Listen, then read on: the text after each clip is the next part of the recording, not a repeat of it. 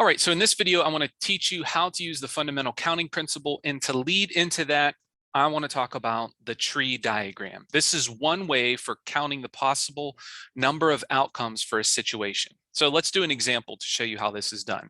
A travel agency is offering special trips to Australia, Brazil, and India. The agency offers trips in budget, luxury, and adventure. Use a tree diagram to determine the number of different possible trips. So what I'm going to do is some abbreviation. A, B, and I are going to stand for the countries, and this B, L, and A are going to stand for the type of trip. So let's look at the country. Okay, so you have three kinds of countries: Australia, Brazil, and India. Not kinds of countries, just three different countries. And then you have the type of trip.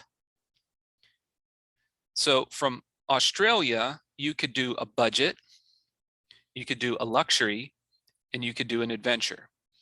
But from Brazil, you could do a budget, luxury, and adventure. But from India, you could do a budget, luxury, or adventure. So then you can list the outcomes. The first one is Australia with a budget, so you could list that as AB, and that would be one outcome. Then Australia with luxury, then Australia with adventure. And then the same thing with Brazil. And then the same thing with India. I'm going to scooch them over here. India and budget, India luxury, India adventure. And then you would have 9 total possible outcomes. So this is a good way to visually show the number of outcomes. The downside is if you have like maybe 10 countries, 15 different types, to make a tree diagram of that would be very cumbersome, difficult, hard to keep track of, and very time consuming. And this is where the fundamental counting principle comes in. It says that if an event M can occur in little m ways and is followed by an event capital N, and that occurs in n ways, then the event M followed by N can occur in mn ways. Very, very complicated wording that happens in math sometimes. So just a real quick example. If there are 4 possible sizes fish tanks and 3 possible shapes, you could draw a tree diagram of that very easily. You have 4 fish tanks, and then off of each fish tank, you'd have the 3 different shapes. And you count them up and you get 12. And you might notice that 4 times 3 does equal 12. And that's how the fundamental counting principle works. So let's look at an example here. A print shop is offering a special on business cards in white or black from among 18 different fonts. Also, the ink on the cards can be raised or flat. Now, how many possible choices of business cards would be available to customers? So the easiest way to do it is think of the different categories of things that are changing in the problem. So they have the type, the color. Instead of making a tree diagram, we're just going to list how many colors there are. There's 2. And then there's the font. How many fonts are there? 18. Well, that means there's 18 different fonts you can pick for the white card, and then 18 more fonts, or those same 18 fonts you could also pick with the black card. That would give you 36 different cards altogether. Just 2 times 18 is 36. But also, the ink can be raised or flat. That's 2 different ways you could do that.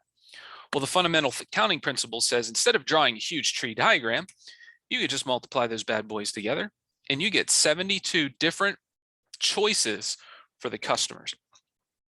Okay, let's do one more. Silas needs to make a password consisting of 3 numbers followed by 2 letters. The numbers can be digits 0 to 9, and the digits can repeat. The letters can only be lowercase but cannot repeat. How many possible passwords can he make? The temptation here is just to say one category is numbers and the other category is letters. But that's not exactly what's going on. You're making a password, and the first character is going to be a number. Then the second one is a number. The third one is a number. And then you have a first letter and your second letter. You have 10 choices for the first number because you have 1 through 9 and 0, which would give you 10. And digits can repeat in this example, so you would have 10 choices for each of the first 3 numbers. Then the fourth character is going to be a lowercase letter. There's 26 letters in the alphabet, but then the next letter can't repeat it. So whatever the first letter is doesn't matter. You just have 25 other letters to pick from there.